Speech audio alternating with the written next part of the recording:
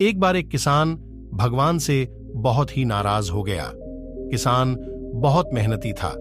बहुत मेहनत से वह खेतों में अनाज उगाता, उसकी देखभाल करता, पर अक्सर उसकी फसल खराब हो जाती।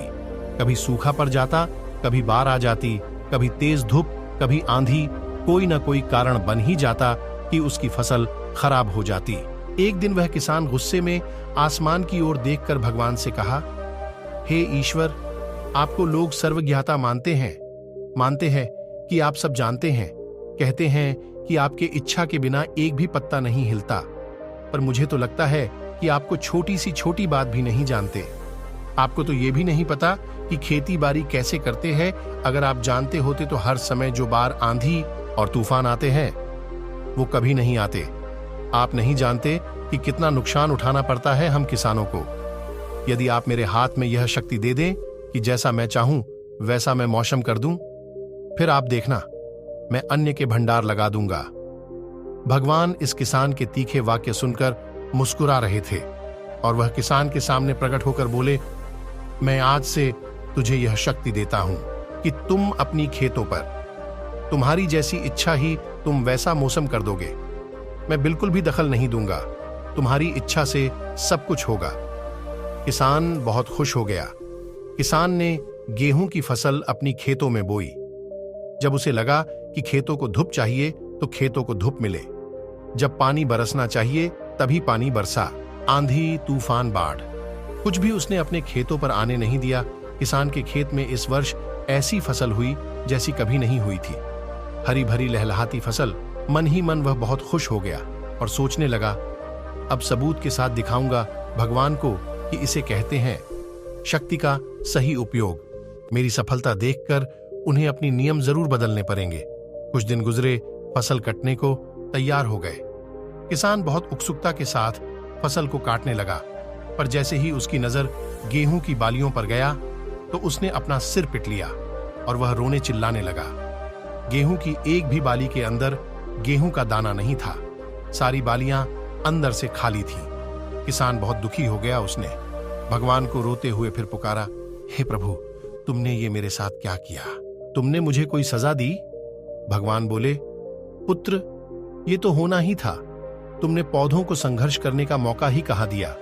न तो तुमने उन्हें आंधियों से जूझने दिया, न तेज बारिश से सहने दिया, और ना ही धूप में तपने दिया। एक भी चुनौती का सामना तुमने उन्हें नहीं करने दिया। इसीलिए सारे पौधे अंदर से खोखले रह गए। जब आंधी, तूफान, तेज बारिश और धूप पड़ती है, तभी ये पौधा अपने अस्तित्व को बचाने के लिए संघर्ष करते हैं, और इसी संघर्ष से एक बल पैदा होता है जिसमें शक्ति होती है, ऊर्जा होती है।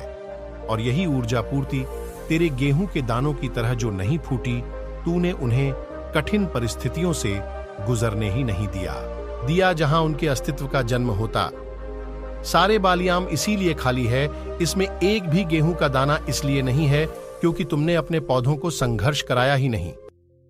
याद रखिए, स्वर्ण में सवर्णीय आभा तभी आती है जब वह आग में तपने, गलने और हथौड़े से पीटने जैसे संघर्षों से गुजरता है। कोयले का टुकड़ा हीरा तभी बनता है जब वह उच्च दाब और उच्च ताप की मुश्किल परिस्थितियों से गुजरता है। इसी तरह यदि हमारी जिंदगी में कोई संघर्ष ही ना हो, कोई चुनौती ही ना हो, तो हम भी गेहूं की बालियों की तरह खोखले रह जाएंगे। कोई अस्तित्व नहीं होगा हमारा।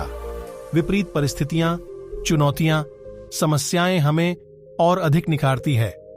यदि जीवन में कठिन परिस्थितियां और चुनौतियां आए तो घबराना मत, बल्कि सामना करना, विश्वास करना कि आप और अधिक निखर जाओगे और अधिक मजबूत बन जाओगे।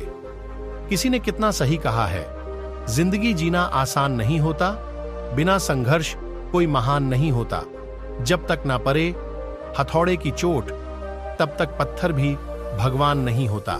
जो मुस्कुरा रहा है उसे दर्द ने पाला होगा, जो चल रहा है उसके पांव में छाला होगा। बिना संघर्ष के इंसान चमक नहीं सकता, जो जलेगा उसी दे में उजाला होगा। संघर्ष क्यों बचे संघर्ष से?